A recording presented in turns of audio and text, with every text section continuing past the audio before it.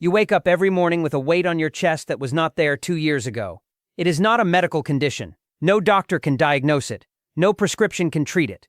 It is the feeling of knowing before your feet touch the floor that today will cost more than you will earn, that the gas in your tank is lower than it should be, that the groceries you bought on Sunday will not last until Friday, that the credit card balance you swore you would pay off this month is higher than it was last month, even though you have not bought a single thing you did not need, and that somewhere between brushing your teeth and starting the car, the math of your life will remind you again that the numbers do not work.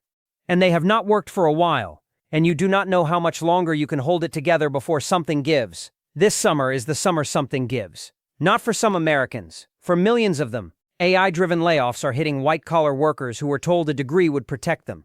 Electricity bills are surging into the hottest summer on record, while the government just eliminated the program that helped 6 million households afford to cool their homes. Gas is at $4.55 nationally, $6.13 in California, and climbing because Israel and Iran exchanged direct missile strikes hours ago, and the Strait of Hormuz has been closed for over 100 days. The grocery bill you pay in September will be 15 to 30% higher than the one you paid in March, because the fertilizer, the diesel, and the water that grows your food are all at the most expensive levels in the history of American agriculture.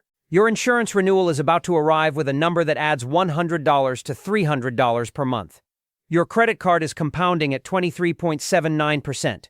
And your house, the one you are locked into because selling means doubling your mortgage payment, is becoming more expensive to keep every single month while the exits close one by one. 90% of Americans say this country is in a mental health crisis. And the crisis is not abstract. The crisis is the person sitting at this kitchen table at 11 p.m. with a calculator and a pile of bills doing math that does not work. The largest wave of AI-driven layoffs in American history is about to hit this summer, and the people losing their jobs are not factory workers or cashiers, but the college-educated white-collar professionals who were told their entire lives that a degree would protect them. Seeking Alpha published an analysis in April 2026, titled 2026, the year AI-related job losses become real, and inside it was a warning that should have sent every office worker in America to their bathroom mirror for a hard conversation. They wrote that increasing job losses due to AI will reduce consumer sentiment further and create a new headwind for the U.S. economy. And a recent poll they cited showed that over half of Americans already believe AI will do more harm than good. And they are right. Not because AI is evil, because AI is efficient. And efficiency, when applied to labor, means fewer people doing the same work. And the people being replaced are not the ones who were warned. Every automation story for the last 30 years focused on manufacturing, on robots replacing assembly line workers, on self-checkout replacing cashiers, on autonomous vehicles replacing truckers. And the college-educated professional class watched those stories and felt safe. They had degrees, they had skills, they had knowledge work that required judgment and creativity and communication. A machine could not do what they did, except now it can. Fortune published a piece in February 2026 titled "The Week the AI Scare Turned Real," and it documented something that the mainstream media had been slow to acknowledge. The white-collar recession is not coming. It is here. Lax Ganapathy, the founder of an independent investment research firm called Unicus, told Fortune that companies will lean as much as they can, as fast as they can, with AI. And that is going to cut a lot of jobs. And some companies in the process are going to completely stop existing as a going concern. She predicted high unemployment and stubborn inflation into the second half of 2026.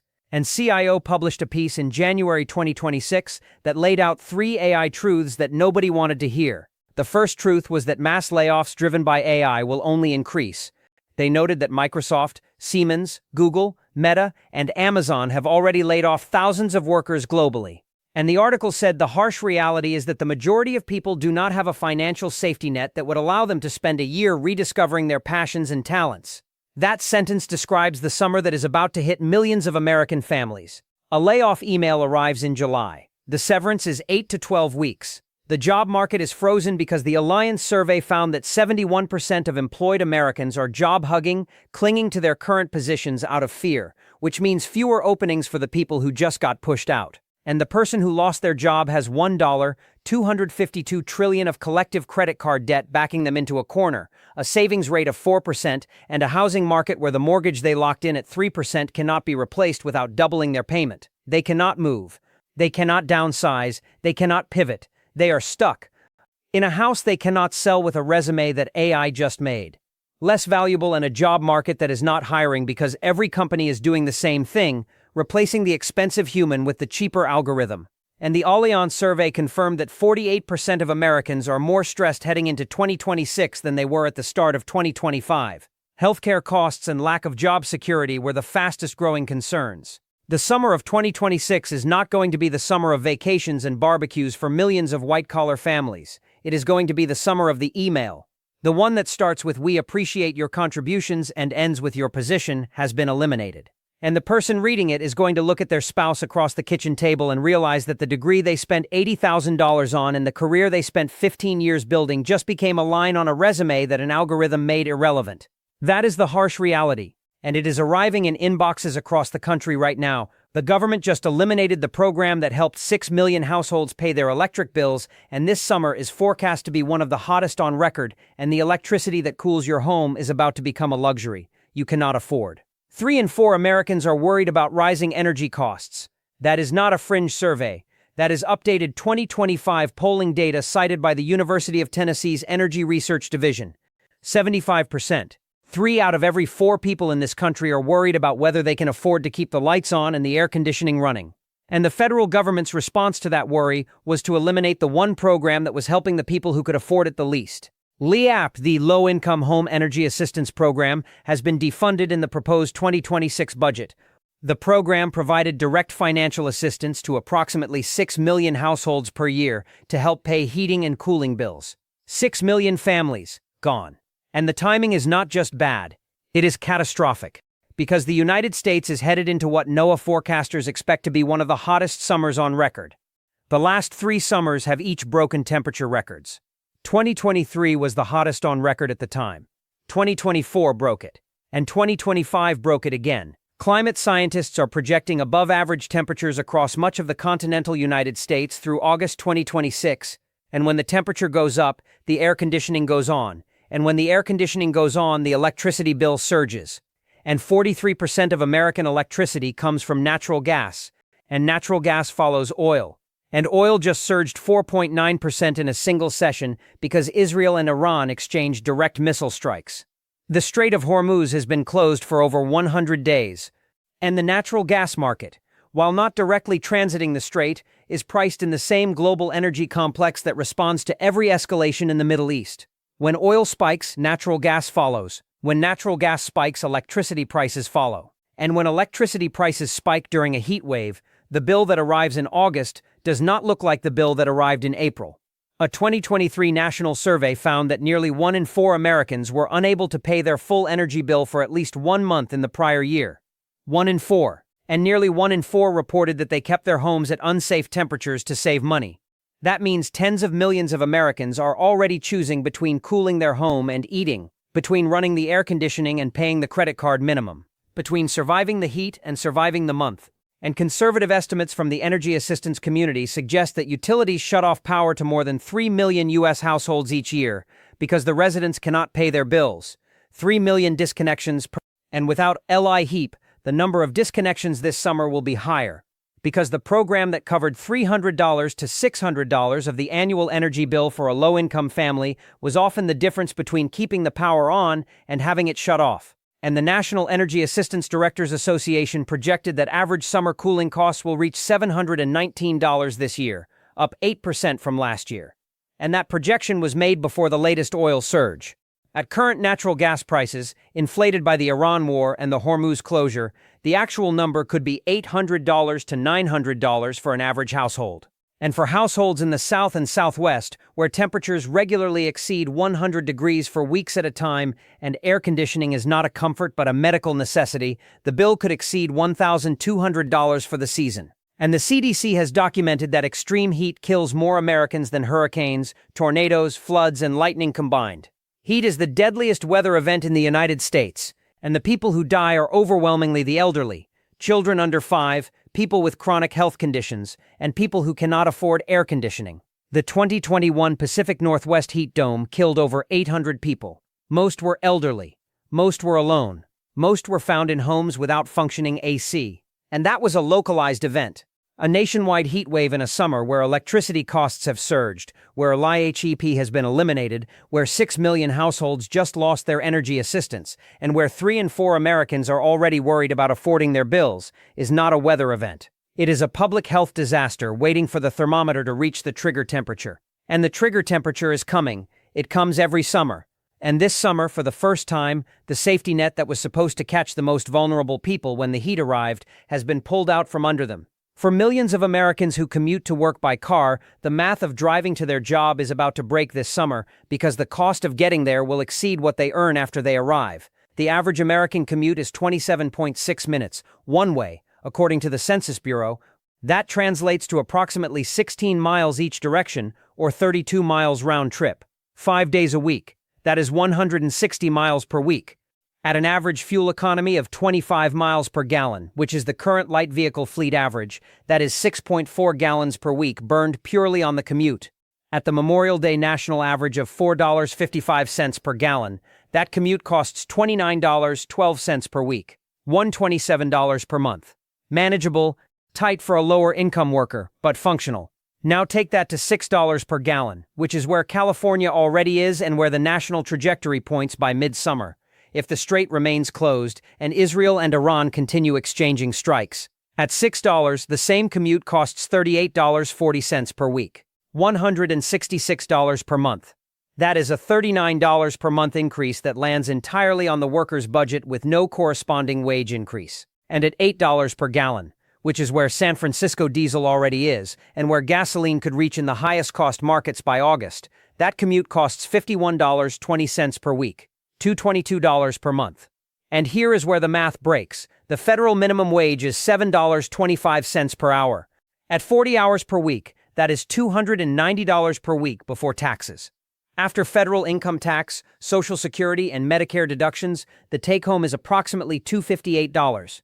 The commute at $8 gas costs $51.20. That leaves $206.80 for rent, food, utilities, insurance, childcare, clothing, and everything else it costs to be alive for 7 days. But the federal minimum wage is not the whole story because very few workers earn exactly $7.25 anymore. The more relevant number is the effective low-wage threshold, which the MIT Living Wage Calculator places at $15 to $18 per hour in most metropolitan areas for a single adult with no children. At $16 per hour and 40 hours per week, the gross is $640, and the take-home after deductions is approximately $540 to $570. The commute at $8 gas takes $51.20 of that. Parking in an urban area takes another $40 to $120 per week. Vehicle insurance is $150 to $250 per month, or $37 to $62 per week. Vehicle maintenance and depreciation average 20 to 25 cents per mile, adding another $32 per week for a 160-mile commute. Total cost of commuting at $8 gas, $160 to $265 per week. Out of a take-home of $540 to $570. That means the commute alone is consuming 30 to 46% of take-home pay before rent, before food, before anything else. And for the two-income household where both adults commute, double it. The combined commuting cost for two workers driving 32 miles each per day at $8 gas exceeds $400 per week. And the household that was already spending 30% of its income on housing and 15% on food and 10% on debt service now has a transportation cost that pushes total fixed expenses past 100% of income. That is the mathematical definition of insolvency. And it is not hypothetical. It is arithmetic that is happening right now in real households across the country. The Bureau of Transportation Statistics has documented that 76% of American workers commute alone in a personal vehicle. 76%, 3/4 of the workforce is exposed to this math. And the public transit alternative that exists in New York and Chicago and a handful of other cities does not exist for the overwhelming majority of American workers who live in suburban and rural communities where there is no bus, no train, no subway, and no option other than the car that is now eating their paycheck before they clock in. The harsh reality hitting millions of Americans this summer is not that gas is expensive. It is that going to work is becoming a net negative financial transaction. You are paying more to get to the job than the job pays you once you subtract the cost of getting there. And when that math breaks, people stop going. Not because they are lazy, because they cannot afford to arrive. The grocery bill you paid last week was calculated using last season's farming costs, and the bill you will pay in September was calculated using the most expensive inputs in the history of American agriculture, and nobody has warned you about the gap. There is a delay in the food system that is about to catch tens of millions of families completely off guard. The food on the shelf today was grown with fertilizer purchased 6 to 9 months ago, irrigated with water from aquifers that had not yet been flagged by NASA as running out, harvested by machinery running on diesel that had not yet hit record prices, and transported by trucks that were still operating on pre-war fuel costs. The prices you see right now, as painful as they already are, reflect the old world. The food arriving in September, October, November, and December is being grown right now, and the cost of growing it is the highest it has ever been. Russia and Belarus supply roughly 35% of the world's potash and 15% of its nitrogen fertilizer. Sanctions from the Ukraine conflict have kept prices elevated for 3 years. The Strait of Hormuz closure has cut off Middle Eastern fertilizer exports from Saudi Arabia, Qatar, Oman, and Iran. Brent crude averaged $117 in April and just surged to $97.67 after direct Israel-Iran strikes, keeping diesel at record levels. The EIA reported that global oil inventories are falling by 8.5 million barrels per day. Chicago diesel hit a record $6.30 per gallon 5 days ago. And the USDA's Census of Agriculture confirms that the average American farmer is 58.1 years old, operating on margins that have been negative for multiple seasons, and making planting decisions right now based on input costs that are 40 to 80% higher than they were in 2019. And the bird flu has not gone away. Over 200 million birds have been destroyed since 2020 in the largest animal disease event in American history. Egg prices surged 57.6% in 2025. Poultry production has been structurally disrupted, and while prices fell 44.7% in March 2026 after aggressive flock rebuilding, the producers themselves told CNBC that feed and diesel costs are eroding their margins to the point of unsustainability. Producers operating on negative margins contract or exit, and every producer that exits reduces the system's capacity to absorb the next outbreak, which the USDA confirms is still circulating in wild birds and dairy herds. And the Western drought is compounding every other input pressure. Newsweek confirmed 4 days ago that the Ogallala Aquifer, which provides 30% of all irrigation groundwater and supports 1/5 of American agricultural output, is running out. NASA satellite analysis confirmed that water levels have dropped over 200 feet in some areas. Kansas has reached day zero for 30% of its aquifer. California's Central Valley, which produces 1/3 of the nation's vegetables and 2/3 of its fruits and nuts, is simultaneously depleting. Marion Watch called both aquifers the hydrological backbone of American food production and said both are collapsing.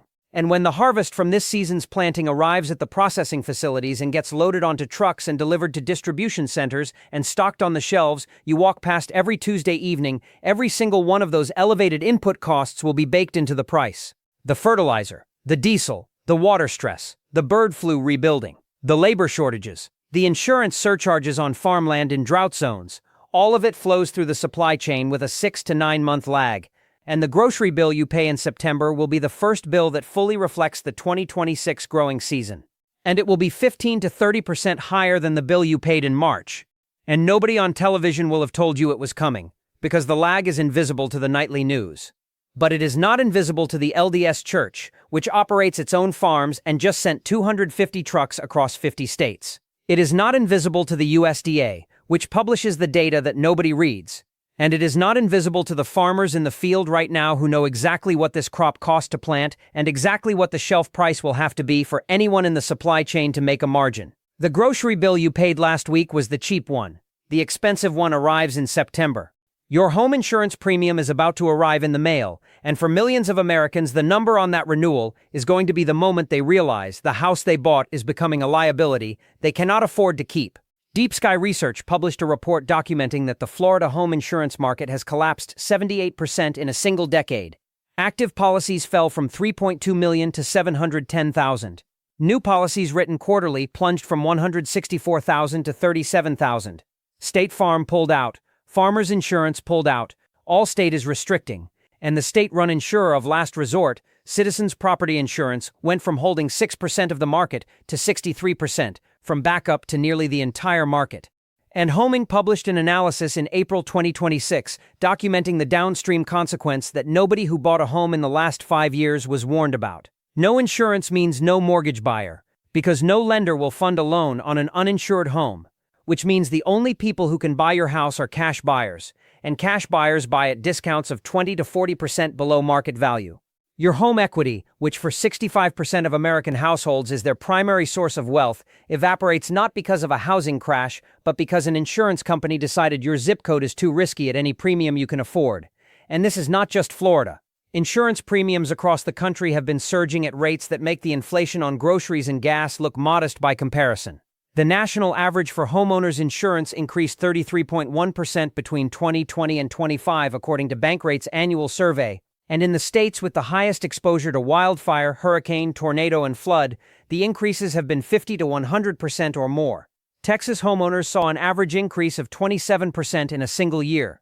Louisiana saw increases of 40 to 63%. Colorado homeowners in wildfire zones are seeing premiums double or triple, and the cascading effect hits renters too, because the landlord's insurance increase gets passed through as a rent increase at the next lease renewal. And what makes this summer different from last summer is the timing. Insurance policies renew annually, and for the millions of homeowners whose policies renew between June and September, the renewal letter that arrives in the mailbox this summer is going to contain a number that changes the math of homeownership. A family that was paying $1,800 per year opens an envelope that says $3,200. A family that was paying $3,500 opens an envelope that says $5,800. And the payment is not optional. If you have a mortgage, your lender requires insurance. If you drop the coverage, the lender will force-place a policy on your behalf at a premium that is typically 2 to 3 times what the voluntary market charges, and they will add it to your mortgage payment without your consent. You cannot opt out. You cannot negotiate. You either pay the premium or the lender pays a worse one and adds it to your bill. And the family that budgeted their household finances in January based on the old premium discovers in July that their monthly housing cost has increased by $100 to $300, with no increase in income to match. And that increase lands on top of the gas price increase and the electricity increase and the grocery increase and the credit card interest and every other cost that has been climbing while wages have been standing still. And the harsh reality is that for a growing number of American homeowners, the cost of owning the home, the mortgage plus insurance plus property tax plus maintenance plus utilities, is beginning to exceed the cost of renting an equivalent property. And when that inversion happens, the financial logic of homeownership, the thing that every American was told was the foundation of wealth building, reverses, and the home becomes a trap, not an asset. A liability that consumes more than it generates, and that you cannot sell without taking a loss because the insurance crisis has eliminated the buyer pool. The renewal letter is coming this summer, and for millions of families, it is the envelope that breaks the budget. 111 million Americans cannot pay their credit card balance in full, and this summer the interest they owe will consume more of their income than the purchases that created the debt in the first place. The Federal Reserve's May 2026 household debt report contained a number that nobody in the financial media treated with the gravity it deserved. 111 million Americans are carrying a revolving credit card balance from month to month. That is not a statistic about irresponsible spending. That is a statistic about survival. Because the majority of that debt was not accumulated by people buying luxury goods or taking vacations they could not afford. It was accumulated by people buying groceries, filling gas tanks, paying medical bills, covering utility shortfalls, and bridging the gap between what they earn and what it costs to exist in the United States in 2026. And the average APR on those balances is 23.79%. That is the highest rate in the history of the Federal Reserve's tracking data. And here is the math that is about to break millions of households this summer. If you carry a $6,000 balance, which is approximately the national average, at 23.79% APR, and you make the minimum payment of 2% of the balance, or $25, whichever is greater, your minimum payment is $120 per month. Of that $120, approximately $119 goes to interest and $1 goes to principal. You are paying $120 per month and reducing your debt by $1. At that rate, it takes over 30 years to pay off a $6,000 balance, and you pay over $15,000 in total interest. You pay 2.5 times the original amount in interest alone. And the banks know this. That is the business model. Equifax confirmed 1 week ago that total consumer debt hit an all-time high of $18.19 trillion in March 2026, and that the record was driven by subprime borrowers opening new cards and carrying higher balances. The banks are not trying to get you to pay off your balance. They are trying to keep you in the minimum payment loop forever, because that is where the profit is.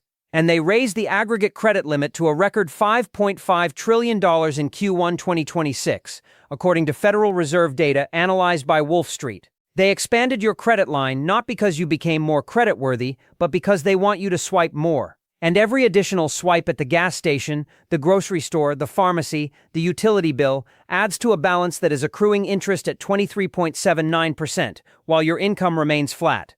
And this summer, the collision arrives. The gas price is climbing. The electricity bill is surging because LIHEAP was eliminated, and natural gas follows oil into the stratosphere. The grocery bill is rising because every input cost from fertilizer to diesel is elevated.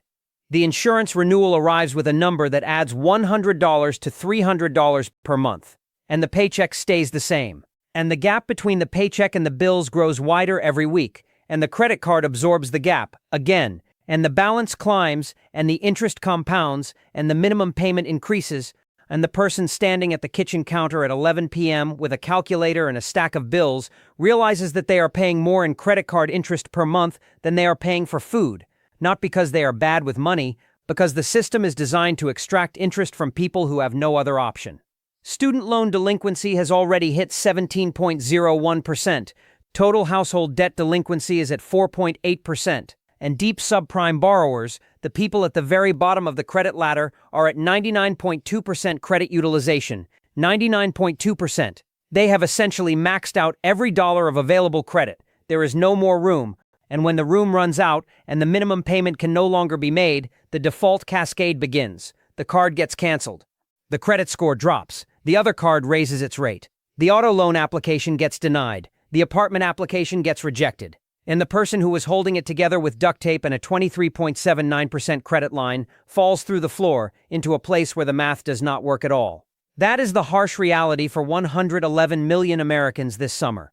The interest is eating them alive. And the system that is charging it is the same system that is counting their borrowed spending as GDP growth and telling the country the economy is fine.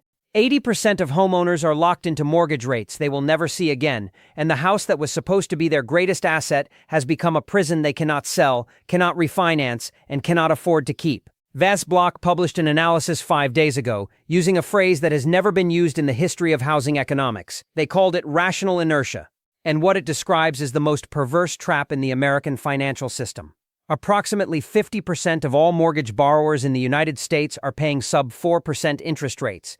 80% are paying below 6%. Those rates were locked in during 2020 and 21, when the Federal Reserve dropped rates to near zero.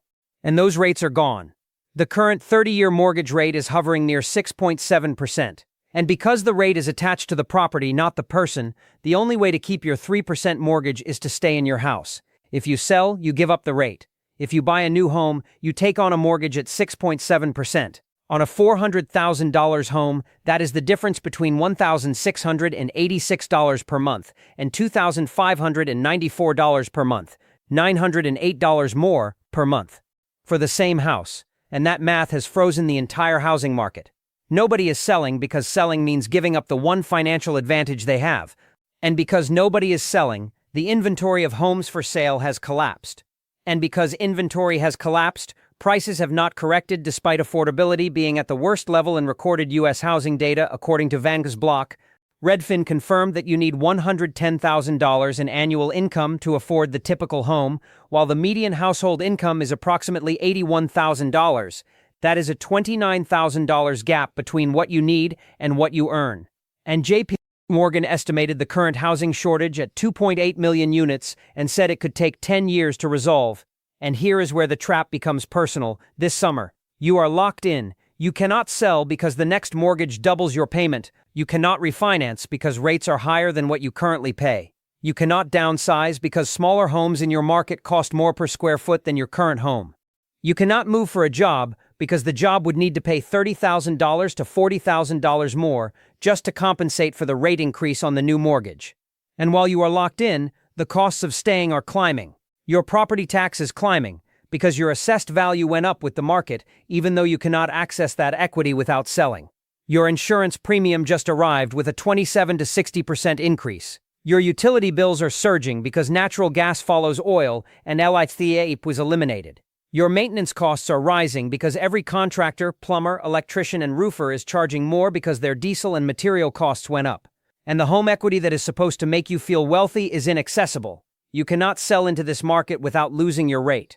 You cannot take a home equity line at 9 to 10% interest when your first mortgage is at 3%, because the blended cost of that debt is higher than the income it would generate. Your wealth is theoretical. It exists on a Zillow screen. It does not exist in your bank account, and it may not exist at all in 5 years because the boomer wave is coming. Between 26 and 2036, an estimated 13 to 15 million baby boomer-owned homes will hit the market as owners age, downsize, enter assisted living, or pass away. That is 250,000 surplus units per year for a decade. And those homes are concentrated in the suburbs and exurbs that were built for the car-dependent, cheap energy lifestyle that $6 to $8 gas is about to make unlivable. When the boomer inventory arrives, the artificial scarcity that is holding your home value up disappears. And the $400,000 you thought your house was worth becomes $320,000 or $280,000 because the buyer pool shrinks, the surplus grows, and the suburbs that depended on cheap gas to function become the least desirable neighborhoods in the market. The harsh reality is that your house is not an asset right now. It is a position, and you are stuck in it, unable to sell, unable to refinance, unable to move, watching the costs climb and the exits close one by one. And the golden handcuffs that felt like a blessing in 2021 feel like something very different in the summer of 2026. 90% of Americans say the country is in a mental health crisis, and this summer every financial pressure that has been building for 3 years arrives at the same time in the same household, and the breaking point is not a number but a human being.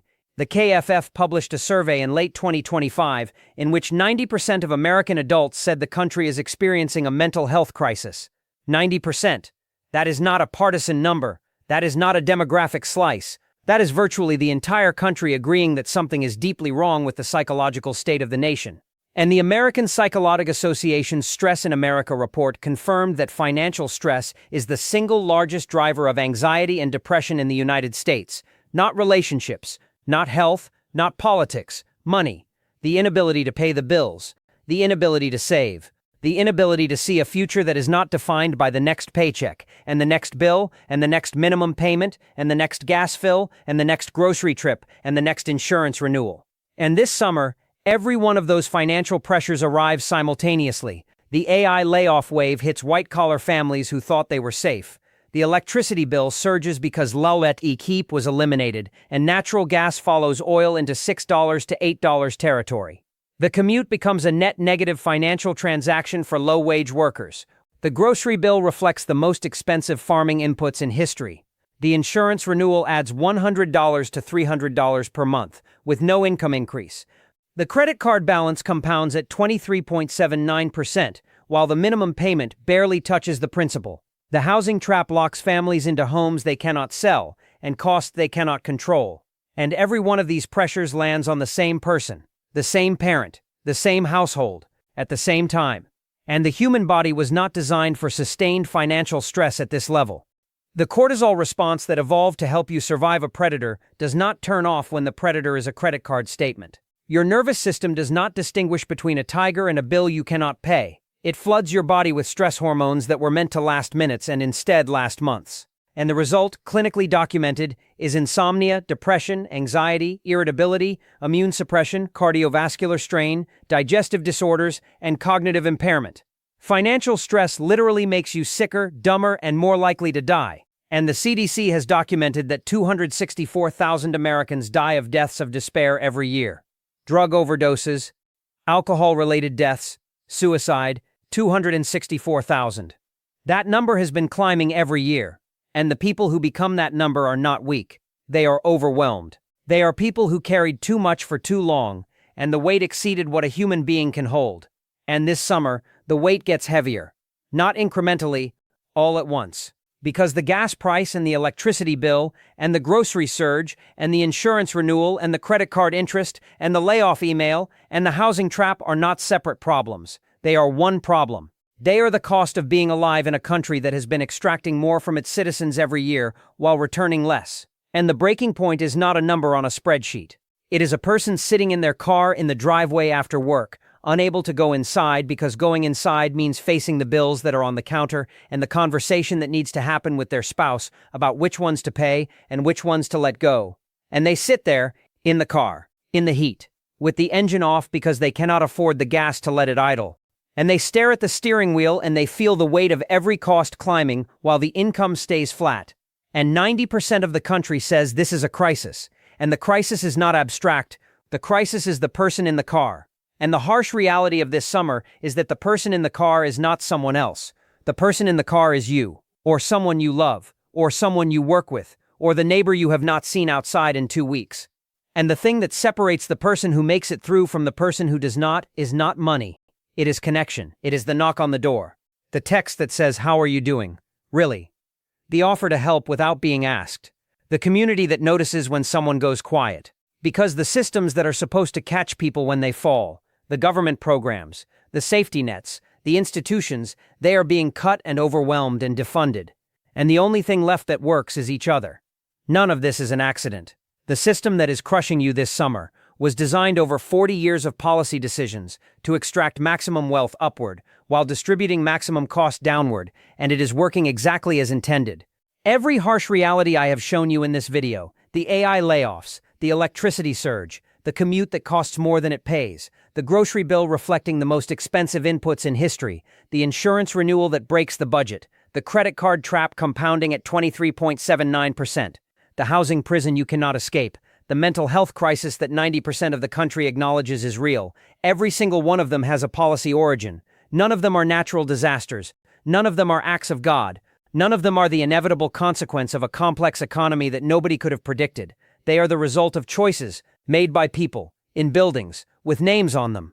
The decision to allow credit card interest rates to exceed 20% was a policy choice. Before 1978, most states had usury laws that capped consumer interest rates at 12 to 18%. The Marquette National Bank, First of Omaha Supreme Court decision in 1978 allowed banks to export the interest rate laws of the state they were headquartered in to customers in all 50 states. The banks moved to South Dakota and Delaware, which had no usury caps, and the era of 23.79% credit card interest was born. That was not a market force. It was a legal decision that enriched banks and trapped borrowers. The decision to allow 4 companies to control 85% of the beef supply was a policy choice. The Reagan administration relaxed antitrust enforcement in the 1980s. The Clinton administration continued it. The Bush administration accelerated it.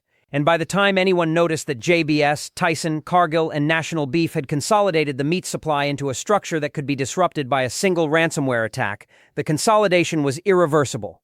The decision to tie American healthcare to employment was a policy choice that traces to World War II wage freezes, when companies began offering health insurance as a benefit to attract workers they could not pay more. That emergency measure was never reformed and became the permanent architecture of a system where losing your job means losing your health care at the exact moment you are most stressed and most likely to need it. The decision to eliminate LIHEAP was a policy choice made in 2026 by a government that simultaneously spends $1 billion per day on a war in Iran and $1 trillion per year on interest on a national debt of $39 trillion. The money exists. It was redirected. And the 6 million households that lost energy assistance are paying the price of that redirection with their bodies during the hottest summer on record. The decision to build American cities and suburbs around the automobile was a policy choice made across decades of highway funding, zoning regulations, and the systematic dismantling of public transit systems that General Motors, Firestone, and Standard Oil conspired to destroy in the 1930s and 1940s, a conspiracy for which they were actually convicted in 1949 and fined $5,000. $5,000. The fine for destroying the public transit infrastructure of dozens of American cities was $5,000.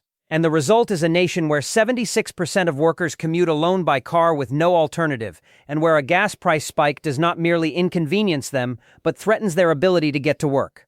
The decision to allow housing to become an investment asset rather than a place to live was a policy choice reinforced by the mortgage interest deduction, by the capital gains exclusion on home sales, by Fannie Mae and Freddie Mac securitizing mortgages into financial instruments, and by the deregulation that led to the 2008 crisis and the subsequent bailout that rescued the banks and left the homeowners underwater. Every one of these choices was made by someone.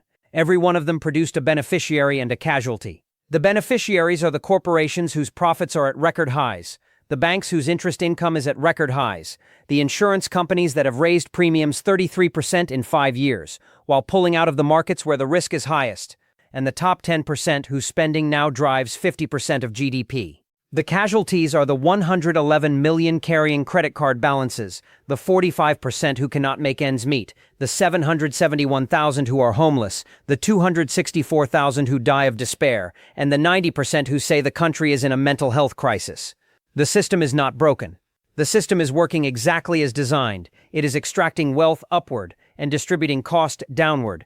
And the harsh reality of this summer is that the extraction is accelerating while the distribution has nowhere left to go, because the people at the bottom have already been squeezed dry, and the credit is maxed, and the savings are gone, and the safety net has been cut, and the only thing standing between a difficult summer and a catastrophic one is what you do in the next 90 days. The harsh reality is here. It is not theoretical. It is not coming next year. It is landing on your kitchen table this summer.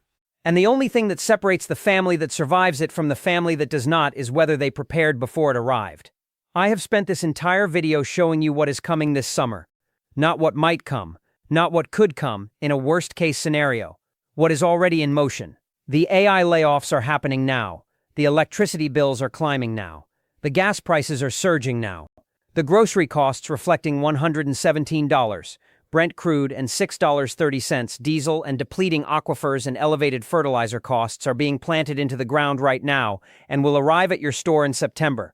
The insurance renewals are being mailed right now. The credit card interest is compounding right now. The housing trap is tightening right now. And the mental health crisis that 90% of the country acknowledges is real is worsening right now because every one of these pressures feeds every other one in a cycle that has no off switch. And I know some of you are watching this and feeling overwhelmed. I know some of you are the person in the car who cannot go inside. I know some of you are watching this on a phone with 8% battery in a house where the electricity might get shut off next month. And I need you to hear me when I say this. The harsh reality is not the end of the story. The harsh reality is the beginning of the part where you take control. Because every crisis in human history has been survived by the people who saw it coming and prepared while there was still time. Not the people who had the most money. The people who had the most information and the willingness to act on it. And here is what acting on it looks like this summer. If you still have a job, protect it. Do not coast. Do not assume you are safe. Make yourself indispensable. Learn the tools your company is adopting. Volunteer for the projects nobody wants. Be the last person they would consider replacing. Because the AI layoff wave is not coming. It is here. And the best defense is not a resume. It is being too valuable to lose. Cut every expense you can cut this week. Cancel subscriptions you forgot you had. Downgrade your phone plan. Stop eating out. Every dollar you redirect from a discretionary expense to your emergency fund or your debt payoff is a dollar that buys you time. And time is the thing you are about to need most. Pay down your highest interest debt as aggressively as you can. Every dollar of credit card debt you eliminate at 23.79% earns you 23.79% on that dollar. There is no investment on earth that guarantees a 23.79% return. Paying off your credit card is the best financial move available to you. Period. Build your food buffer. $20 to $50 extra per grocery trip for the next 12 weeks. Rice, beans, canned goods, pasta, peanut butter, cooking oil, shelf-stable protein. By the end of summer, you will have 90 days of food, and the September price surge will not touch you because you already bought at June prices. Fill your tank today and keep it above half. The gas price you see right now is the lowest you will see this summer. Every gallon at $4.55 is a gallon you will not buy at $6 or $7. Reduce every non-essential drive starting now. Carpool, consolidate errands, walk what you can. Build your cash reserve. Even $500 in small bills at home. When the systems glitch, when the card reader goes dark, when the bank app has an outage, cash is the only thing that works. Talk to your employer about remote work, not as a perk, as a financial survival strategy. At $6 to $8 gas, the commute may cost more than it is worth, and the conversation needs to happen before you reach that number, not after. And check on the people around you. The neighbor you have not seen. The coworker who went quiet. The friend who canceled plans 3 times in a row. The person in the car who cannot go inside. Because 90% of the country says this is a mental health crisis, and the safety net has been cut, and the programs have been defunded, and the only thing that is still working is human beings looking out for each other. The harsh reality is here. It is real. It is going to be a difficult summer for millions of Americans. But difficult is not fatal. Difficult is survivable. If you prepare, if you protect what you have, if you build slowly and deliberately and without panic, and if you remember that the person next to you is fighting the same fight, and the kindest thing you can do is let them know they are not fighting it alone,